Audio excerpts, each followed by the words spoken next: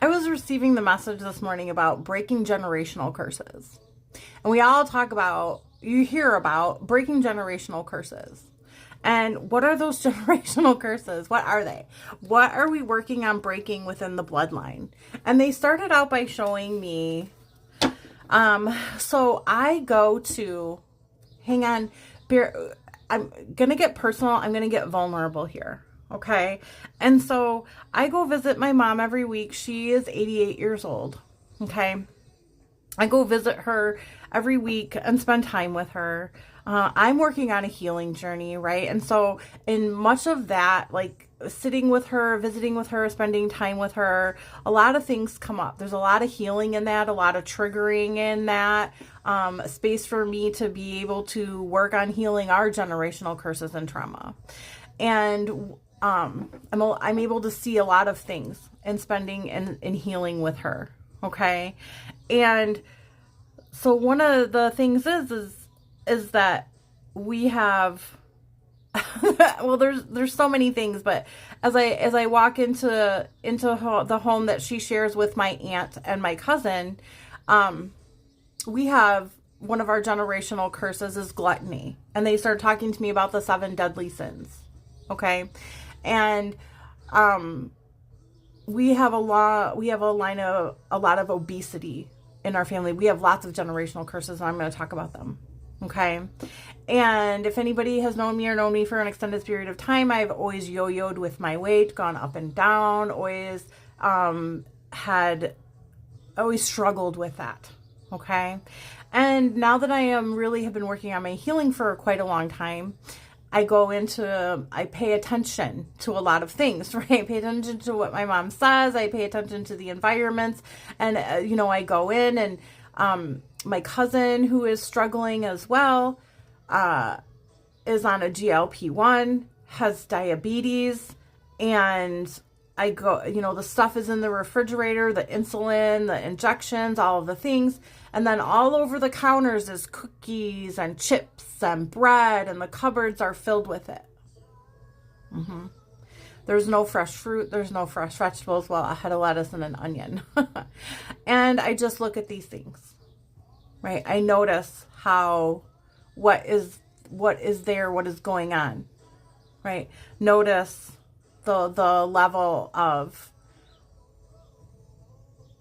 the curse that's there, right? Of not being able to just make the choice to not have those things there when you know somebody is slowly suffering and dying from food. Okay. And it goes even further than that, right? I know in our family bloodline, the generational curse of hoarding is there. I can remember going to different family members' houses as a child and getting dumpsters and cleaning out their homes with dumpsters. Mm-hmm. There's hoarding there. Okay. And there's just so many things that come up. I have written a book about what I have been through, right? My trauma growing up. And when my mom and my aunt purchased the book and read the book, my aunt was able to share with my mom that she had actually been sexually abused as well by a family member. So when we are breaking generational curses, sometimes we do have to remove ourselves from these situations for our healing, but sometimes we have to go back in. It makes me emotional. Sometimes we have to go back in and work on these traumas. Right? Sometimes we have to meet them with love and understanding. There is a period of isolation so that we can hear God clearly, and I just did a video about that. But then there is a period of, and maybe it's not always for everybody, right? But there is a period of reconnection and facing it and helping heal it. Mm-hmm. Right.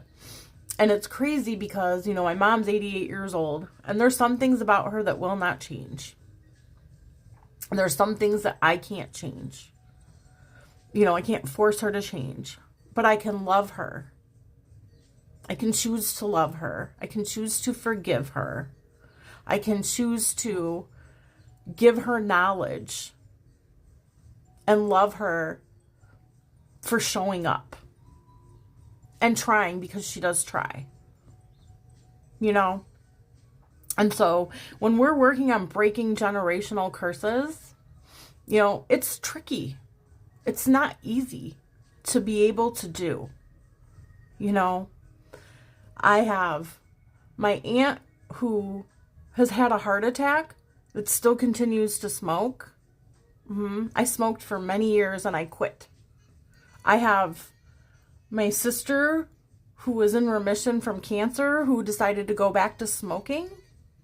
Right? So many things. It's not easy to be able to beat these curses, to rise above them.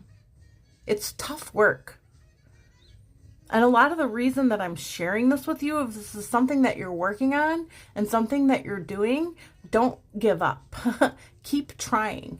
Keep going, because there's no time limit on these things. Okay?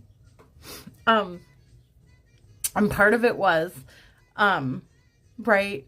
Like these things, you talk about breaking these generational curses, right? This is hard work.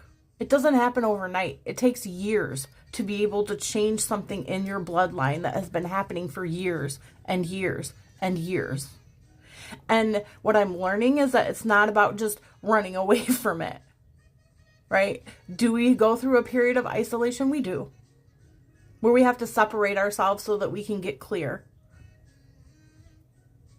But then, right, depending, right, on what you went through, and I'm not saying go back to people who were physically, right, abusive to you and things like that. That's not what I'm saying. Okay?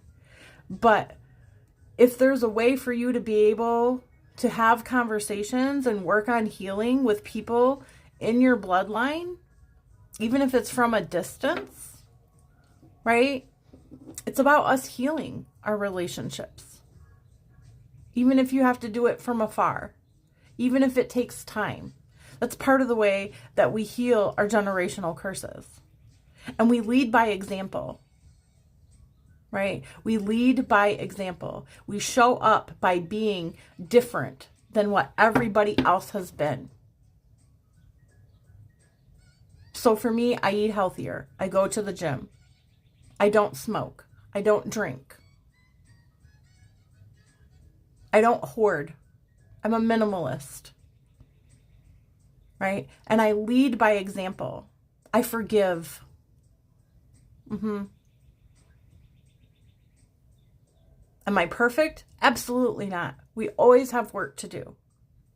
But the best way that you can break generational curses is to lead by example and be patient and don't judge and love yourself unconditionally. And I'm just trying to think if there's anything else that I want to say with this, but it's not an easy job if you signed up to do this. If you signed up to be a generational curse breaker, it's not easy. It's not for the faint of heart. It's easy to just keep doing the same thing, right? To be lustful, even, is one of the things. Prideful, right? All of those things. Set your ego aside. There's a lot. It's a lot of hard work. And so whoever's seeing this and who has stuck with me through this video and you're still watching this, then it resonates with you. And you are on this journey and you are doing the hard work. So be easy with yourself. Don't give up on yourself. Okay? And make sure that you celebrate yourself. Give yourself the pats on the back that you deserve for how far you've come, for showing up for yourself, for changing, for the generations to come. I love you.